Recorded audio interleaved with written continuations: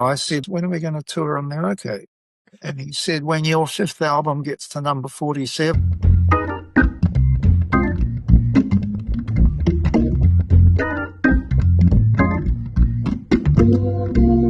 Hello and welcome to the Keyboard Chronicles, a podcast for keyboard players. I'm your host, David Holloway, and I'm always excited to be here with you.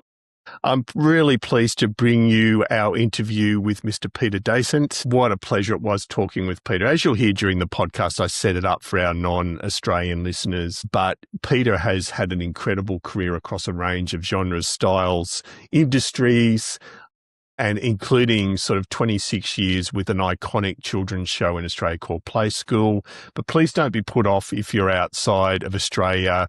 Everything Peter talks about is fascinating, including his work with the legendary film director Peter Jackson on 3 films.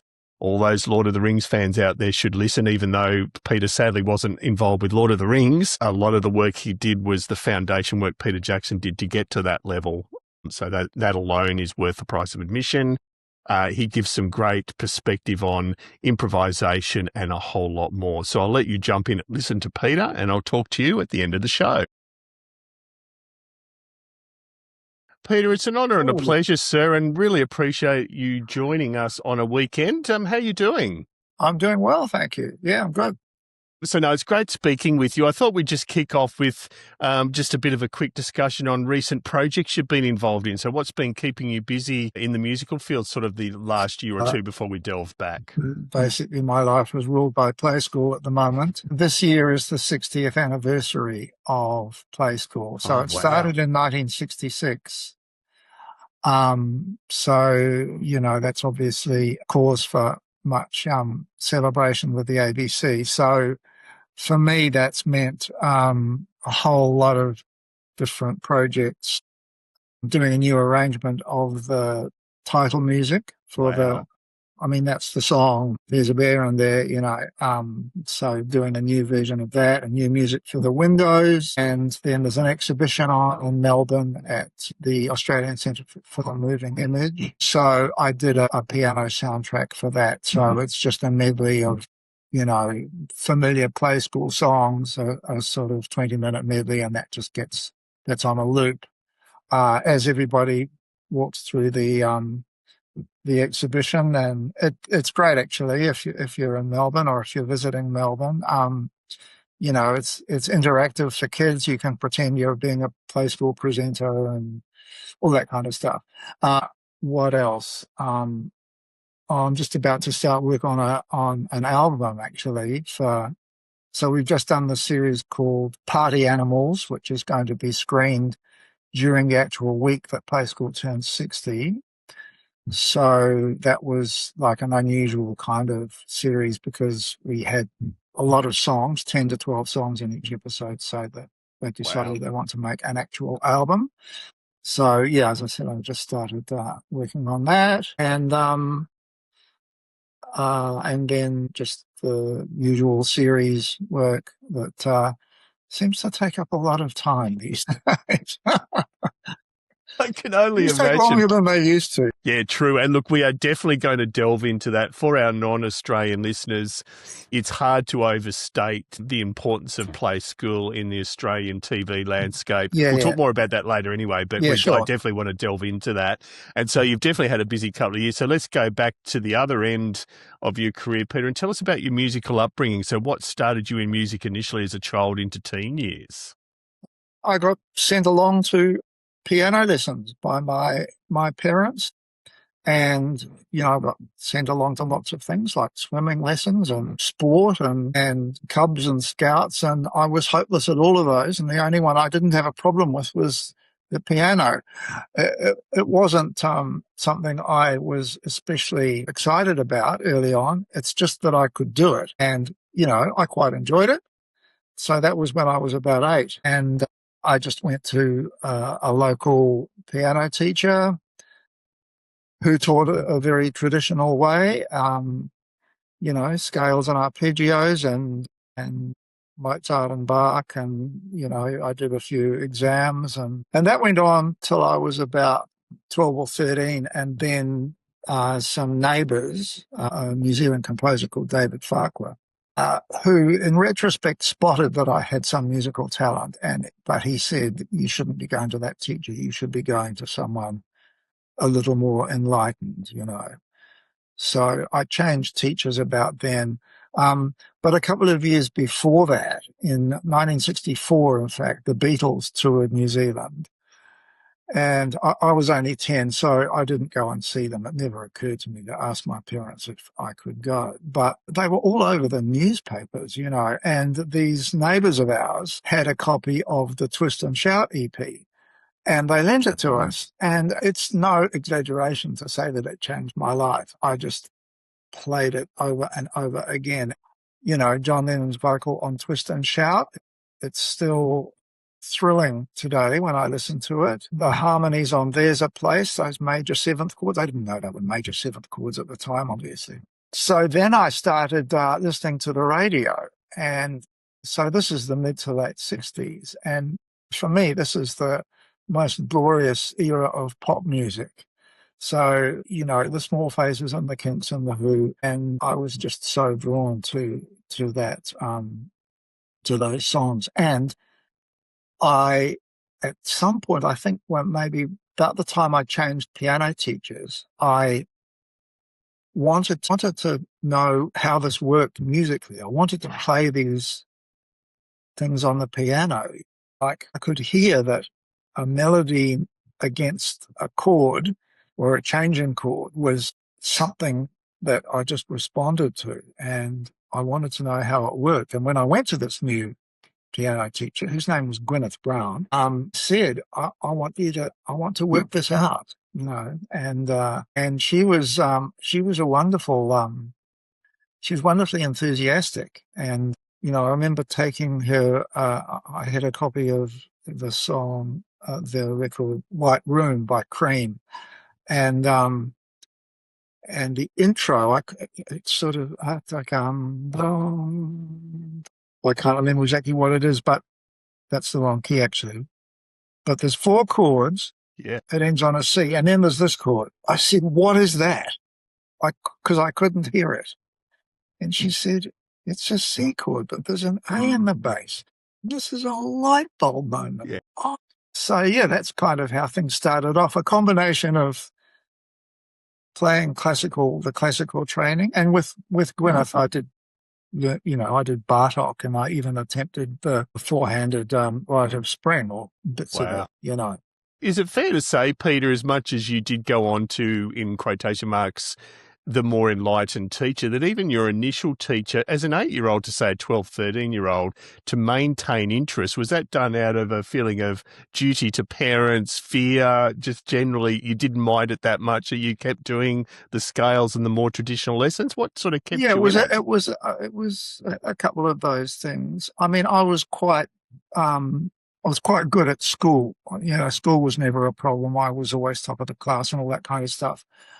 My parents were quite strict about things, you know, like you get up at this hour and absolutely you go to school. You don't think about wagging. You'll be in deep trouble. And you do 25 minutes piano practice before breakfast. And that's just what you did, you know. Yeah. And like I said, it was never a problem. I mean, I could do it. I could get better at the pieces that I was learning. And so it was something kind of matter of fact about it, you know. But there was one more those two things, the piano and the pop music. There was one more thing, which was my dad, who in his youth, when he was a university student, had collected jazz records. So he had a big wooden trunk in the bedroom of jazz 78s that he'd collected when he was a student. So this was in the 40s during the Second World War. Amazingly, these records found their way to New Zealand. I mean, that in itself is pretty, you know, exceptional, I think. But anyway, he would hear me trying to work out these things on the piano that weren't my classical pieces, you know. I mean, specifically in 1967 came the British blues boom. And I loved that. I loved blues piano. And I could kind of work that out myself. And he'd hear me and he'd bring in one of his 78s and say, oh, listen to this. And it would be Jimmy Yancey or Count Basie or something like that. And I loved them. I thought this was like another kind of music that was, and I wanted to play that as well. That's Your Weird Dragon by Count Basie, which I worked out at the age of 13, and I can remember ever since. So yeah, so there were those sort of three things that led into me it. off. Yeah. And so going into sort of late teens and early adulthood, what was the sort of juncture where you realised that you may be working in this in more a full-time capacity or as a professional, and so sort of leading into the Spats and so on? What was sort of the period there? That took a long time. I mean, I went to university after high school. I was quite young. I'd only just turned 17. And I studied music as an academic subject along with a couple of other things that I'd been quite good at school, like French and mathematics. And I did that for a couple of years. I was quite good at that. I mean, I got high marks, and I was good at analysing Schubert songs and movements of Mozart piano concerti and so on. At the same time, I was listening to Led Zeppelin and Emerson, Lake and Palmer. They were it for me. Keith Emerson, I still, I'm the only person I know that likes Emerson, Lake and Palmer, but Keith Emerson to me was just this original player who could start like a cross between Bartok and Jimmy Smith, You need to mix in better circles, Peter, if you're the only person. I was listening to Emerson, Lake and Palmer, and but I never joined a band. I never did the thing of joining a school band.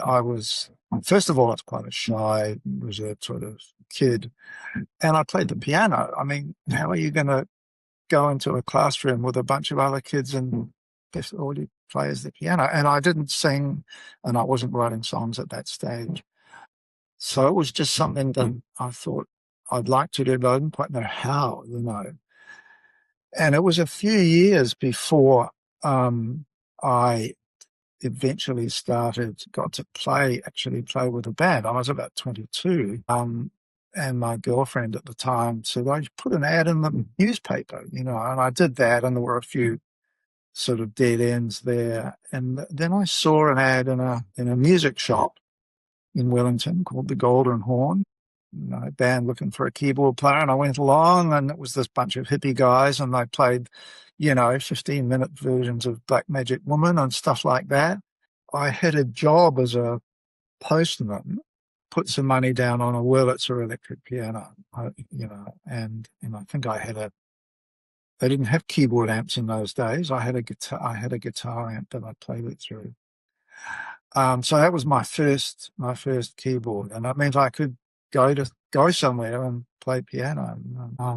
And that led to working with this guy and that guy, and eventually I met Fane Flaws, who in 1977, and we formed Spats together. And so Fane was a huge part of my musical life, and a great, very dear friend and musical collaborator. We did so many projects together.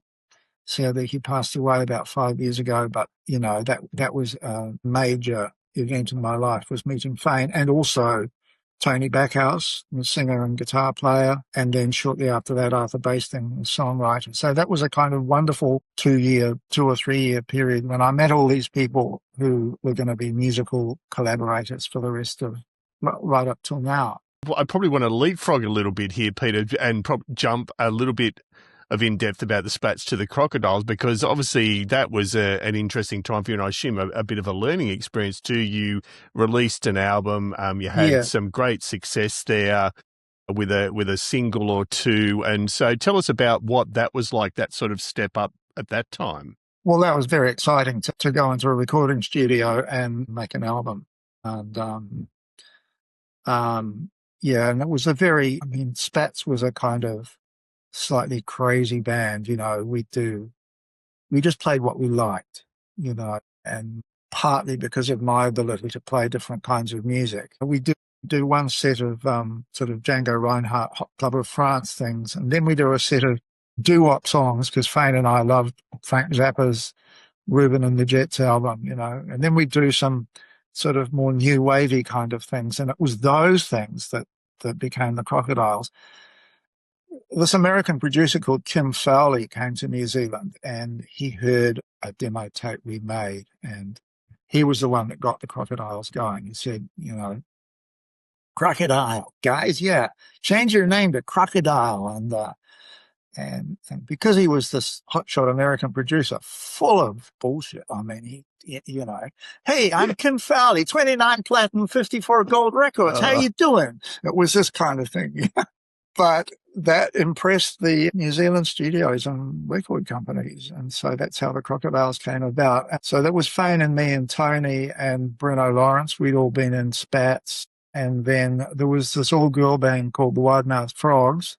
And their singer, Jenny, Fane just spotted as a future star, which she actually was. And we also pinched their bass player, Tina.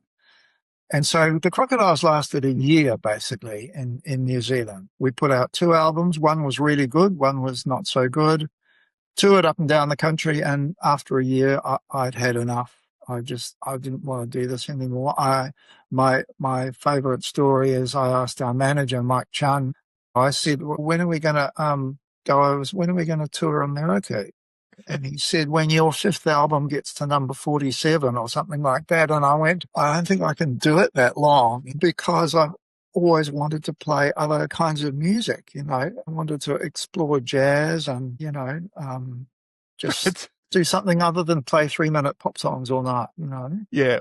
But I do want to say at that juncture, Peter, having listened to the songs, that yes, they are 3-minute pop songs, but there's actually quite a bit of maturity there. And the first thing that stood out to me is your piano playing with just the wider songs. There's a little bit more complexity in there than what you might get in some new wave songs. And I'm a major new wave fan. I come from that era, loved it. But, there was some maturity there. And But I also do want to cast an accusation at you that you didn't help the stereotype of keyboard players sitting in a film clip wearing a tie when all the other guys weren't. In tears, you're the only guy in the tie. It's like, the nerdy keyboard player in the tie. I would have been dressed by Fane. I think he would have said, wear this. So I would have done it. Yes. No, but they're amazing songs, and we'll definitely be linking to some of that in the show notes. And just tell us a little bit about that time as far as what was your keyboard rig? So what were you taking for those gigs?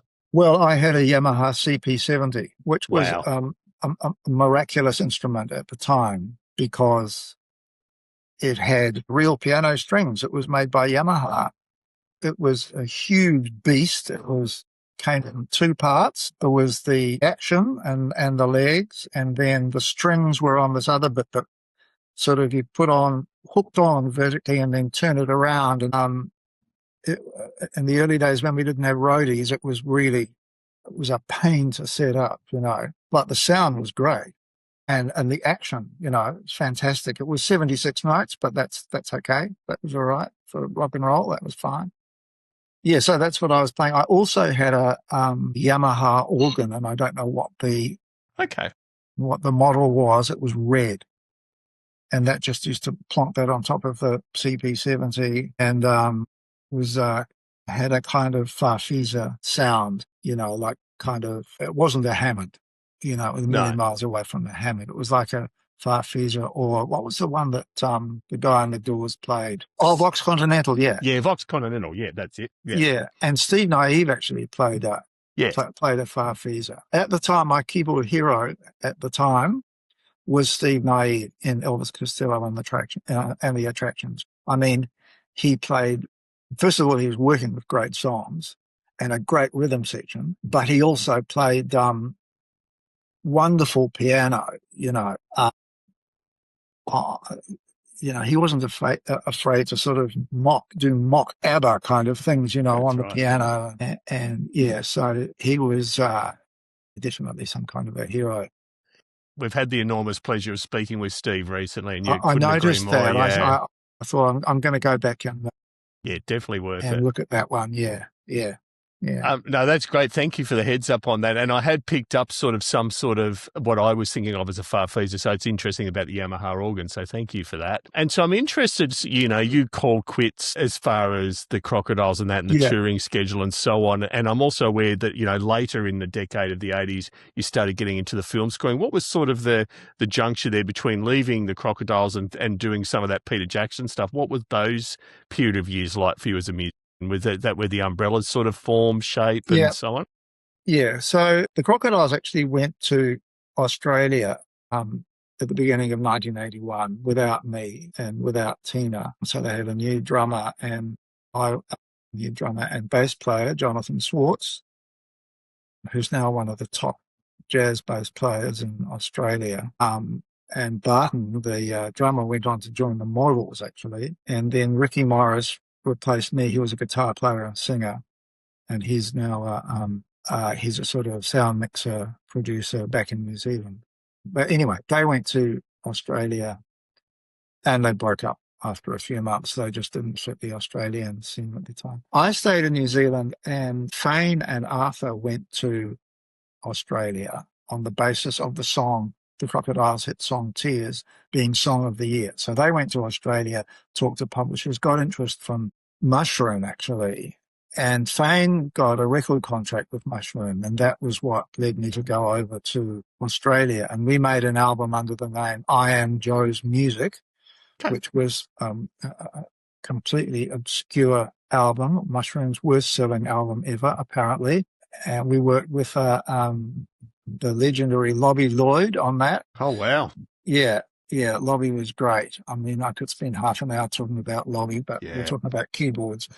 I moved to Australia and I decided I wanted to follow my interest in jazz and did the jazz course at the Conservatorium in Sydney. That was 83, 84. And out of that, I met a whole lot of great musicians. And that's when I formed the Umbrellas. I was writing instrumental music that I wanted to be played by jazz musicians. The music wasn't jazz, but I liked having improvised musicians play. It's kind of like what Zappa did. You know, Frank Zappa wrote wonderful, quirky instrumental pieces and then got the hot jazz guys to improvise on them. And I loved that. I just loved that. So that's what I was trying to do. The Umbrellas started in 85. I was playing in restaurants and clubs, which was pretty dead end musically, but it was something I could do. I mean, I was a good sight reader. You know, an act would come in and give you the show you the charts, talk you through them for 10 minutes, and then you'd play them. So I could do that. So I got lots of gigs doing that sort of thing. When I left the Com, Don Burrows, who was the director at the time, said to me, you know, you came here as a piano player and you know, that's, you know, you do well at that. But he said, what I hear in your compositions is you could be doing film music. And other people had said that to me too. It never occurred to me. I mean, what do you mean? You know, anyway, Fane moved back to New Zealand in the mid-80s. He had a young family and he sort of wanted to put down some roots in New Zealand. And through Fane was a very social person. I mean, he knew everybody liked him. He was very charming. He was very persuasive. And somehow in about 1988, I think, 1988, 89, he heard that Peter Jackson was looking for a composer for his second film. So he'd already made a splatter film called Bad Taste. And he'd used a composer called Michel Scullion on that. And his second film was called Meet the Feebles. And it was a send-up of the Muppets, and it needed songs. And Michel wasn't really a writer of songs. So Fane, in his amazing way, said, I know this guy, Peter Dasent. He's actually in Sydney, but he's a great songwriter and, you know, he's a film composer. I don't know what he said, but he persuaded Peter to fly me over. They were, you know, like really close to their filming because they had to recording the dialogue rather. Like they had to record all the dialogue because it was puppets, and then they played that back on set, and the puppets acted to the dialogue. So they had to get the songs done. That was the main thing. So it was a couple of weeks. Fane and I and Arthur wrote all the songs for Meet the Feebles, and Peter loved them. Peter and Fran, his partner, loved them. And then I went on to do the incidental music, and I had no idea what I was doing. I mean, I remember turning up at the studio in this wonderful studio and broadcasting house in Wellington, which is no longer there, with my Kurzweil K1 keyboard. That was the axe of the moment. I'd had that for a couple of years, and we come to the first, and I say to Peter, what do you want for this? And he said, well, it's kind of a letdown, it's kind of like, oh. So I play a chord and I get the pitch wheel and I go, and he says, yeah, that's the sort of thing. That was cue number one, done. And we did the whole film like that. And I was just going on my wits, I probably do want to set the scene here, Peter, because it is an amazing film, and I rewatched some of the parts for the sake, again, of those that, everyone is probably aware of Peter Jackson now in retrospect as, of course, director of Lord of the Rings and the Hobbit movies and so on, right? But back then, this was one of his earlier movies, and Meet the Feebles is one of the most surreal. I think of it like the Muppets combined with the Texas Chainsaw Massacre. It's absolutely a fascinating film with some nice full songs. I know Garden of Love, and I think you've just answered a question for me, Peter. There's beautiful strings in that. I'm guessing that came from the Kurzweil. Yeah. So just tell us a little bit about, you were flying by the seat of your pants, but you got to the end of it. Well, what did you learn from that experience and that process? I tell you what, about halfway through the film, I realized it would probably be a good idea to work to a click track. I just put things down and then I thought, we need something else over that. So we get the playback and I had no cue into the first note, so with a bit of trial and error, we did it. And I went, hang on, it'd be better if I had a beat there, if I had a click there. What I learned was that I did have a good instinct for film music and that I could do it. The song arrangements were fine. I was cool with that. It was just the incidental music. Yeah, I learned that I could do it. I think that's the main thing, but I got out of it. And obviously Peter was pleased because you went on to do 2 more movies with him. And the next one I know is still renowned as one of the goriest movies ever, Braindead. So you've gone from a puppet-based, surreal, horror-ish sort of themed film to a zombie flick, essentially. Tell us about, again, what was different about that one. Well, there were only a couple of songs in it for a start. And there was a lot more incidental music. There's a huge amount of music in it. For Braindead, or Dead Alive, as it's called in some parts of the world, I had my first computer, which was a Mac. I think it was called a Mac Classic. That would be right about 92, yeah. Yeah, and so it was sort of all among the screen and all the works were. It was little, it's about that big. The keyboard, of course, as well. And I also had an EMU Proteus 2, wow, which was the orchestral one. And to me, that was another life-changing thing, to be able to dial up an oboe or, strings or trumpets or whatever, that was just, wow, this is incredible, So I used that for Braindead and did a lot of the music on the Mac. Yeah. And you've already answered a question I was about to ask next, which were you using MIDI sequencing? So you were using the Mac Classic. Yeah, I was using MIDI. Yeah. And I'm trying to remember, what was the application that was the go-to on the Mac Classic back then? I'm just struggling. I was using Cubase. Cubase, of course. Yeah, great. And really, I think that was because I had a friend who kind of knew about these things, and that was the program he was using. So I used Cubase. Yeah. No, makes sense. And then, to go from that to a couple of years later, a much more, serious as in the subject matter, serious film as far as Heavenly Creatures. So again, that I imagine that was a different sort of stretch for you as far as a composer. Yeah. Well, for that one, they had the budget for an orchestra. Yeah. And, I'd done a little bit of orchestral tuition, Don Burrows had put me onto this guy, Bob Young, and I used to go to him every week for lessons and, orchestration. But I never really completed that process. But I got Bob to do the orchestrations for Heavenly Creatures. So I would have a sketch, of strings and woodwinds. Maybe they can do this. I'd say, what about the brass playing here? And he was great, if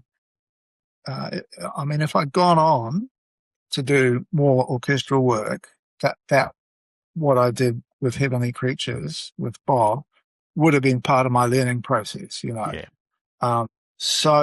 We had I suppose 75% of it is orchestral, Yeah. and the rest is just some synth stuff for smaller cues. And they'd sorted out the opening music was a hymn sung in a girls' school, and I think the outro music was a Puccini aria or something like that. So I didn't have to do, and obviously there were no songs, so it was just straight. And before that, actually, before we did Heavenly Creatures, I would go round to Peter's house and we'd sit down and we'd watch films together, and he'd say, check this, check what's happening. So we'd watch, for example, an Indiana Jones film, and he'd say, listen to the music here. He used to call it biding time music, and it's music that's there in the background. It's not creating excitement, or it's not expressing an emotion. It's just moving, it's moving along, and I learned a lot from that process with Peter. We watched 3 or 4 films a day for about 3 or 4 days in a row. That's amazing. But I mean, whatever did that John Williams guy ever do? I'd never heard of him. Anyway.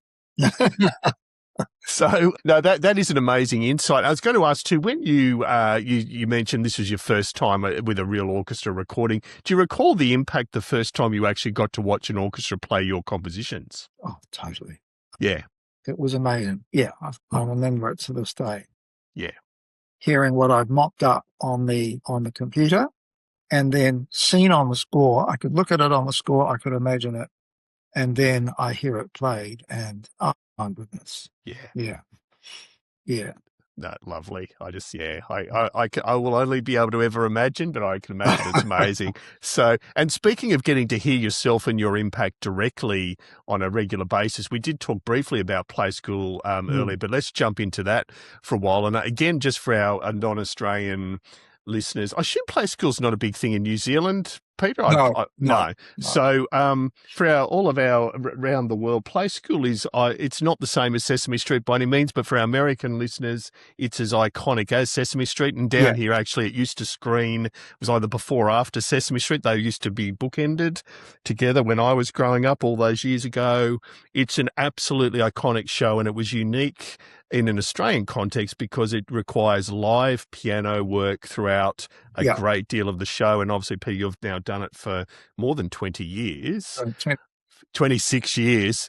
Yeah, so there's so much I'd love to delve into, but let's start with maybe from a technical standpoint. When you prepare for each show, how much have you strictly charted out versus improvisation and vamping as you wait for the presenters to hit their marks in what they're doing? It's all improvised. Wow. The only thing that's not is the songs. We sit around the piano, we work out what key works for them.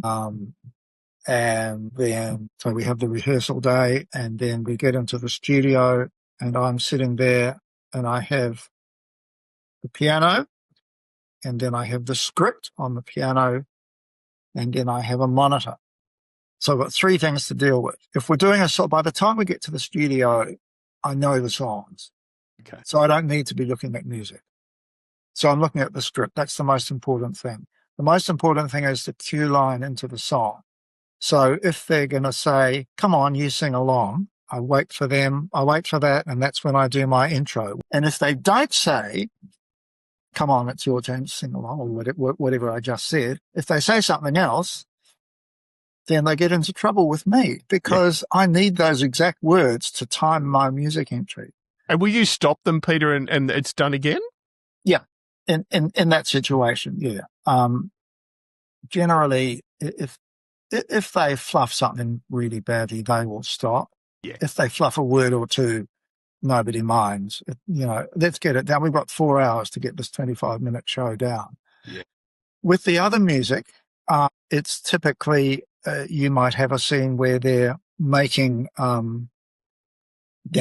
truck out of cardboard, and they're sticking the wheel on with a pin or something, and so they have a close up of their hands. That is a moment that needs music. Yeah. So, I'll play something there in there. And it will be, for a craft thing, it'll just be, so there I just played I played a sort of motif and then repeated it. Yeah. Up a time, then came back. Like, that's the sort of thing I'll do. And I will also, like, what I did then was, it was that kind of, suspended harmony. I won't play something like that, which is what people think of as kiddie music. Yeah. So I like to find that, space where the harmony is friendly, but it's not obvious. But it's not, you're not going to play, you don't play that in play school. No. And actually, I mentioned Frank Zappa before, but Frank Zappa's musical language, which relies a lot on avoiding the major third and playing like seconds and so on. That kind of thing is seems to work really well. The other situation is when they read a story. Yeah. And so I accompany that, and there's a couple of, there's different kinds of stories. There might be, quite often they have stories with beautiful illustrations. They often have books written by Indigenous writers with Indigenous Aboriginal paintings, which are just spectacular to look at. And so you're just playing something moody over that. You're just saying, just look at this. Just relax, calmly, and look at this. Or it might be a story. Often kids' stories have repeated things.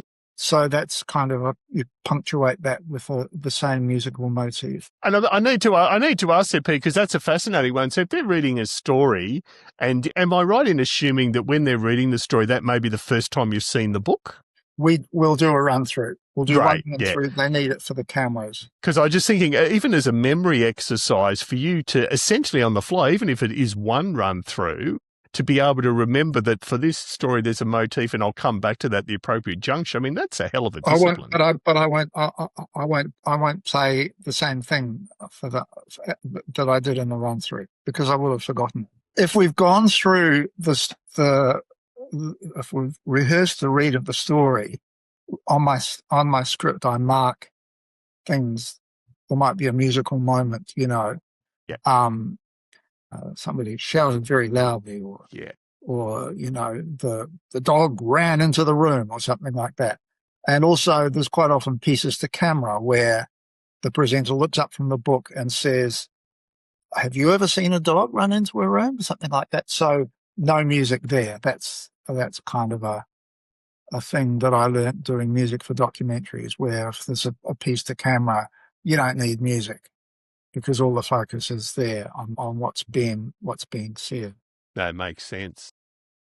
So it's one of my favourite parts of the play school recording, actually, is doing the story, because I'm absolutely on the spot. And again, it's that thing of, I know I can do this. Yeah. I have been doing it for 26 years. That's right. Even stylistically, Peter, every story is slightly different. So I imagine you're jumping from sort of sometimes general lullaby sort of music to calypso to groove to marching rhythm, all sorts of stuff. So what's your sort of secret for pivoting between all those different genres and styles? It just, you just feel it? Or I just feel it. And the main thing is, if you get through 3 or 4 pages of the story, and then they'll say a piece to camera, and then they continue with the story, at that point I'll start something new. I'll go into a different key. I'll go into a different rhythm. It's turning a page, and here's something new. It's a new picture, new music. And there's a lot of jumping between styles. And that's something that I've always been able to do, to go right back to my early childhood of having my dad's jazz records, the classical training, the pop music.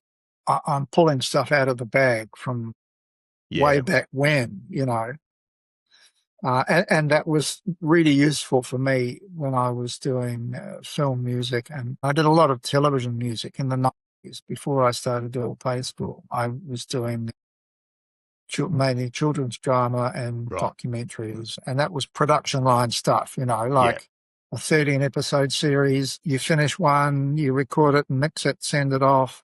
And the next one comes on a VHS by courier 2 days later, and it's got to be finished in 4 days' time. So, I mean, Yeah. any film and television composer will speak similarly, I think, about That's the process. Right.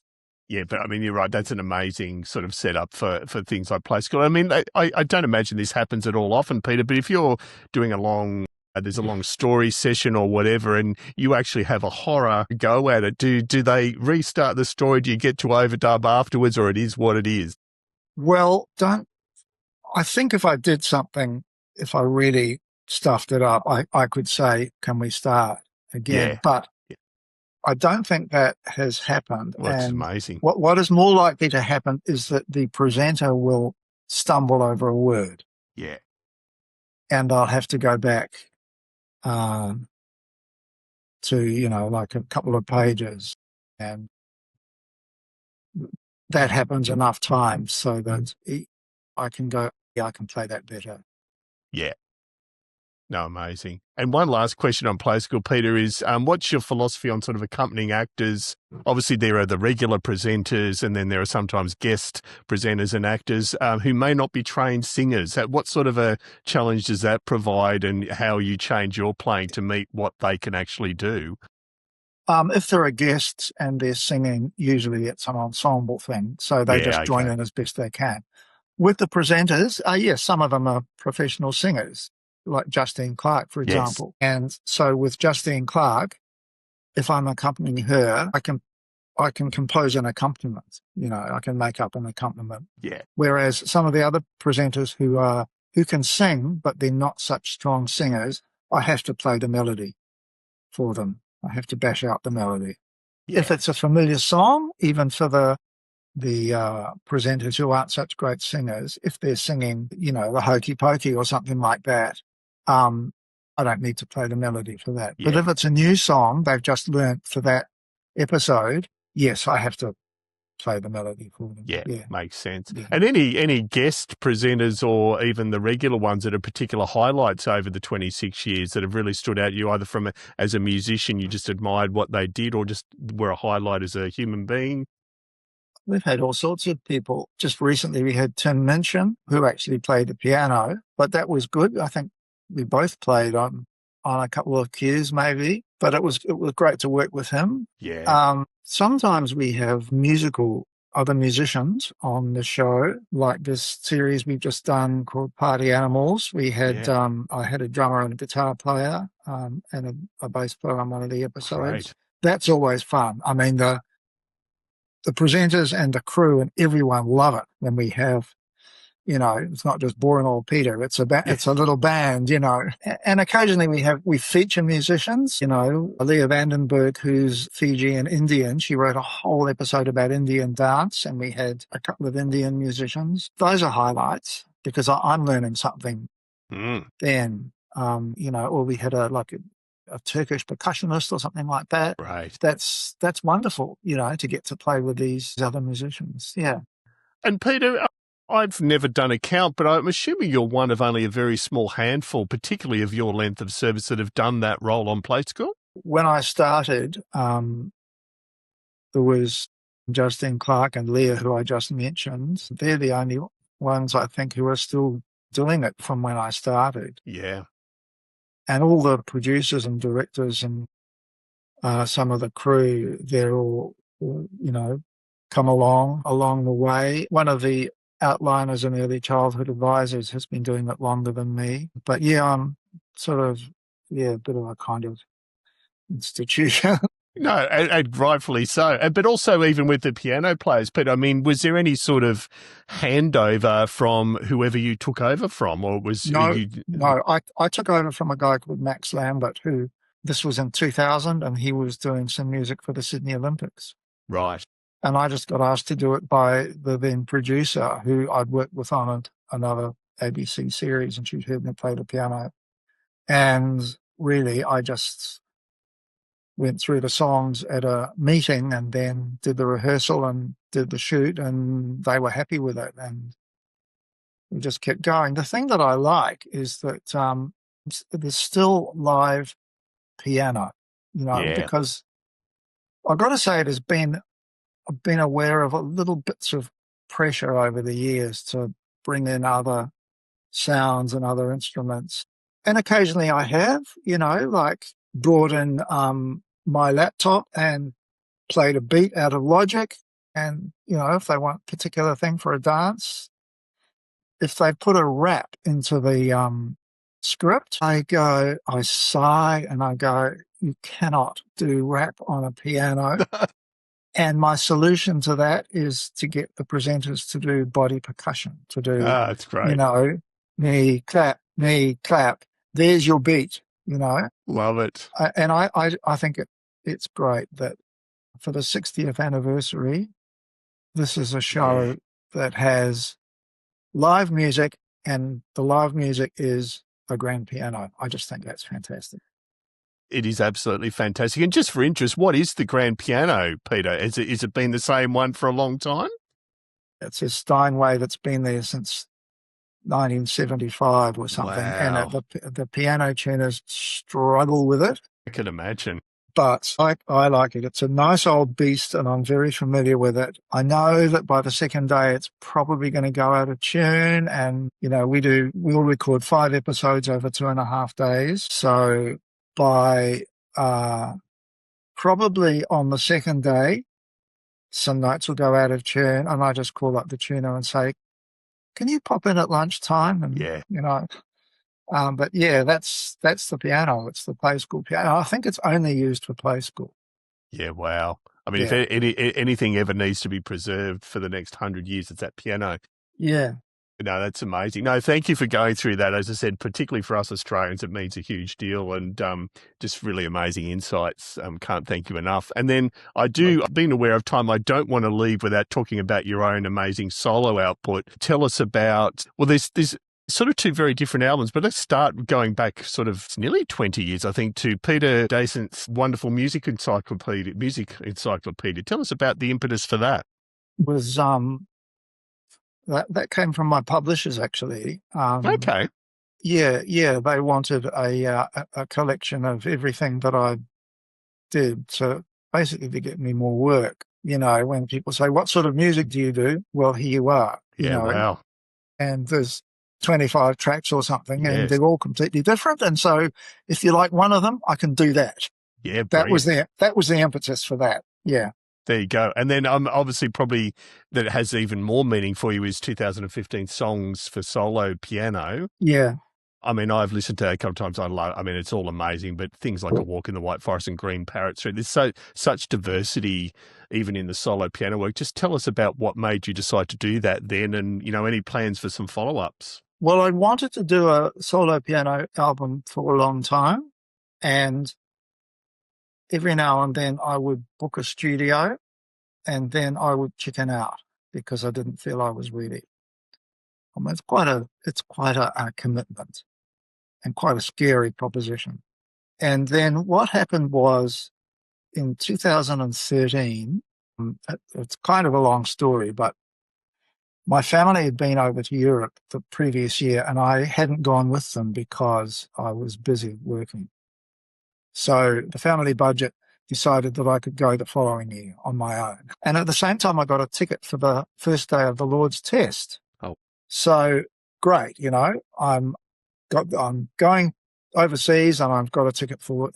And I just thought, I cannot go to England just to watch one day of cricket. Yeah. That is just a little bit self-indulgent. And I thought, maybe this is the time to do my solo piano record. And so I checked out studios online, and, they all have their, here's the sound of our piano, and I really disliked them all. I didn't find anywhere I went, wow, that sounds great.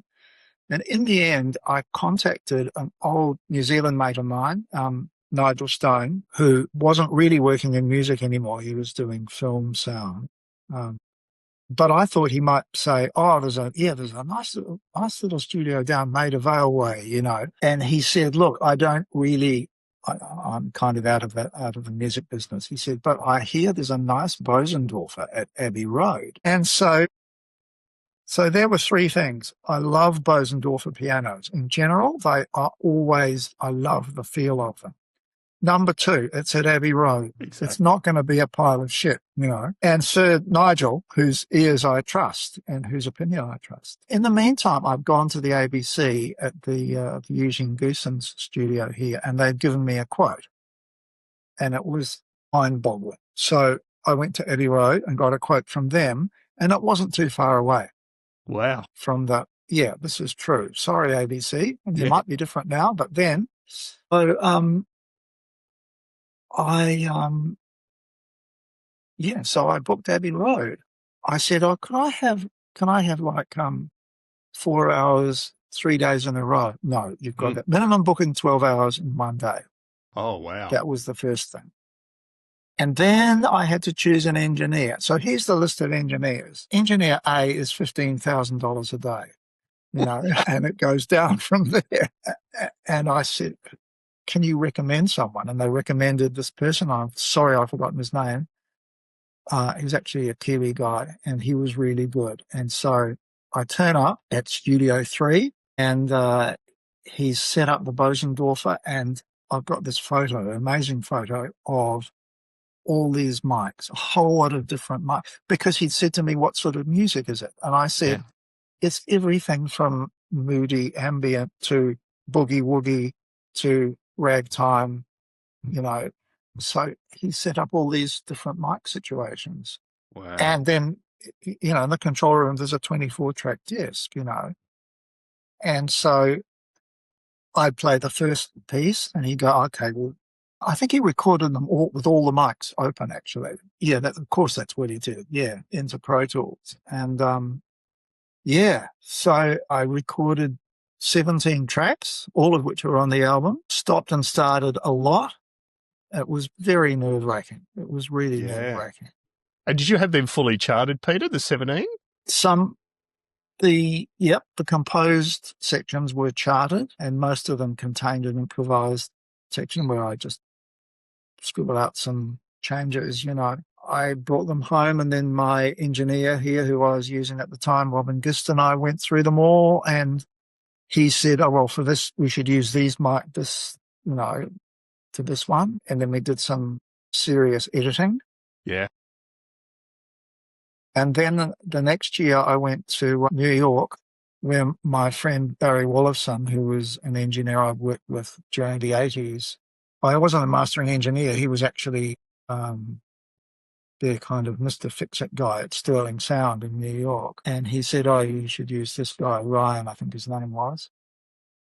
So he went to Sterling Sound and mastered it. And there's lots of great stories about Sterling. I mean, first of all, Ryan, my job was in between remastering some classical recordings from the 50s.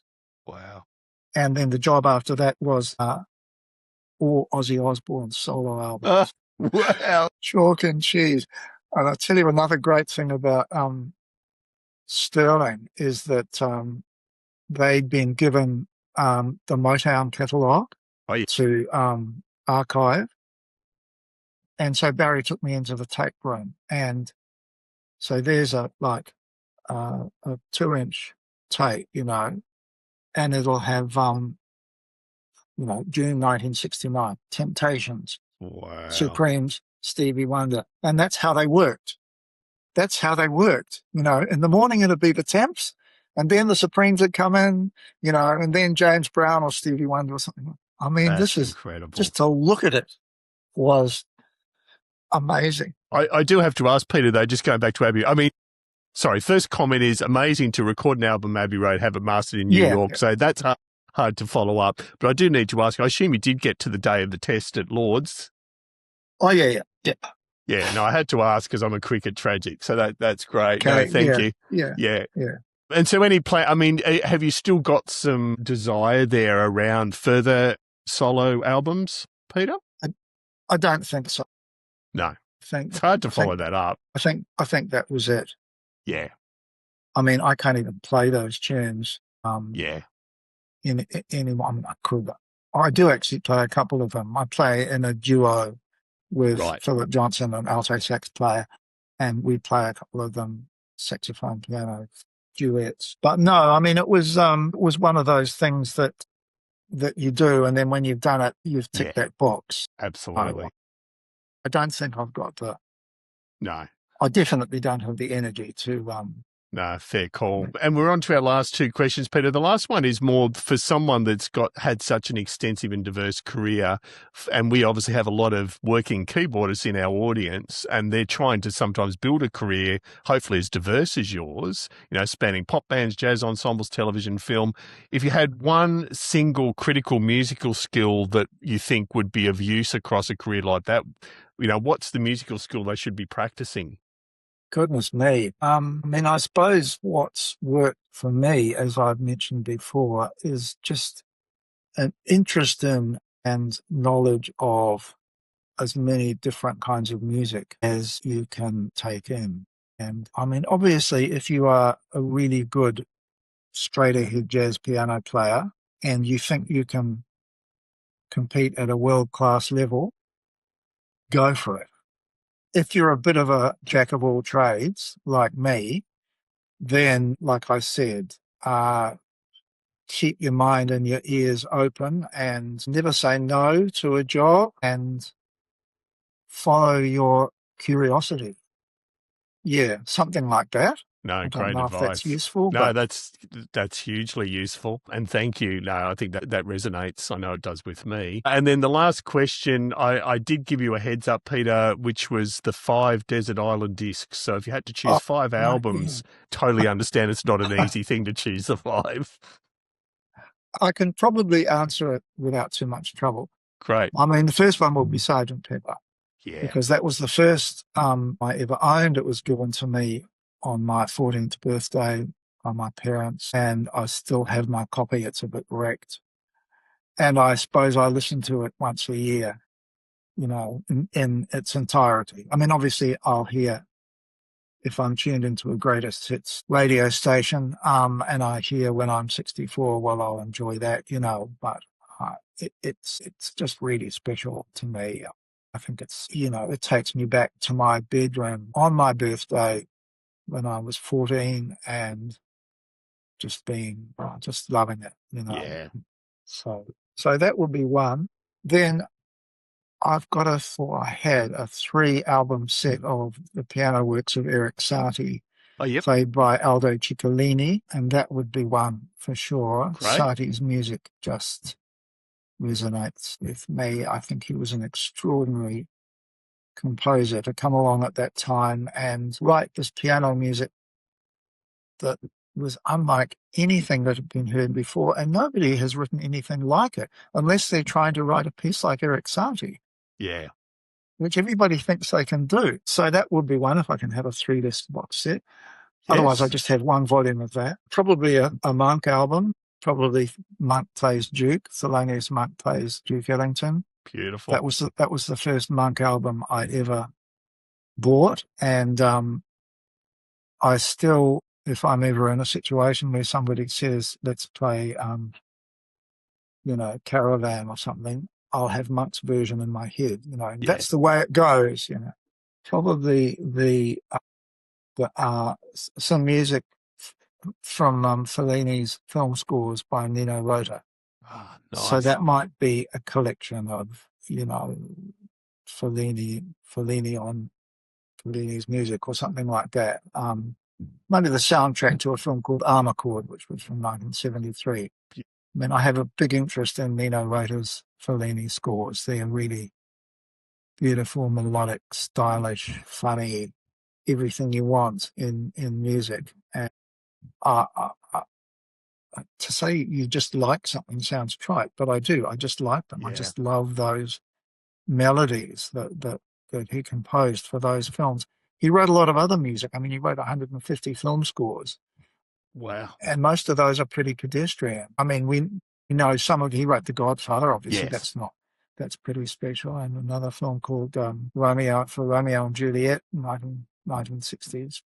But the Fellini ones are special. They're exceptional. So what are we up to? That's 4, isn't it? Yes, So 1 to go. The 5th one might be probably the toss-up between Hot Rats by Frank Zappa and Skylarking by XTC. Let's go with Zappa. We'll go with Hot Rats by Frank Zappa. Yeah.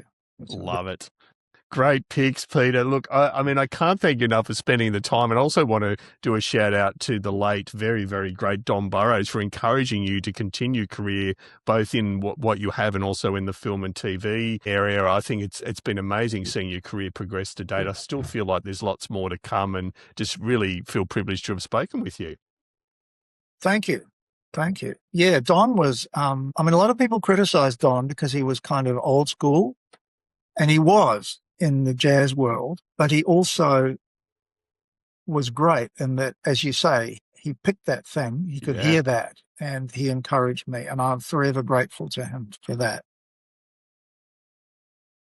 And there we have it. I hope you enjoyed that one as always. What an amazing set of insights from Peter across a stellar career. I just feel like sweating bullets at even the thought of doing what he does on the set of Play School, let alone everything else he's achieved in his career. So again, a huge thanks to Peter for taking the time. It was a real pleasure. It was a real pleasure doing this for you as always. Do reach out if you have any suggestions, thoughts, feedback at editor@keyboardchronicles.com. We're on all the socials. Just a quick pimp again for our YouTube membership our YouTube membership or our Patreon membership. If you join via either of those channels, you get early access to content. You get the opportunity, depending on the tier, to potentially jump on and have a chat with a guest. You certainly get the opportunity to ask questions of guests without needing to present yourself on camera if that's not your preference. So, for example, at the time of shooting this interview, within about 2 hours, we will have provided it to our YouTube members and Patreon members, which is usually sort of 6 to 8 weeks prior to the full episode being released. So we love just finding a really interesting snippet, something that's inspired us from the chat, and passing that on to our members. So yeah, do consider, and it does help us keep afloat. Running this little podcast platform does take quite a bit of money, and it does help us keep the boat afloat. Speaking of which, I do want to give a massive shout out to our gold and silver current supporters. They're either Patreon or YouTube members. So the brilliant Tammy Catcher from Tammy's Musical Stew. Thank you as always, Tammy. The amazing Dewi Evans from the beautiful land of Wales, and cover band musician or musician extraordinaire, not just cover band musician. He does both. Thank you, Dewi. Dave Bryce and the team at the musicplayer.com forums. Thank you, guys, as always. Mr. Paul Heaton he has a great YouTube channel called Dreamscapist. If you're after some great music for meditation, relaxation, or just enjoying high quality ambient music, do check out Dreamscapist on YouTube. And last but definitely not least, Mike at Midnight Mastering. So as you heard in this chat, we talked about going to Abbey Road and recording and then coming back and getting something mastered. I would trust any day Mike with anything produced out of Abbey Road from a recording viewpoint. No word of a lie. So, yeah, thank you to all our supporters. Again, thank you for listening. And until next episode, keep on playing.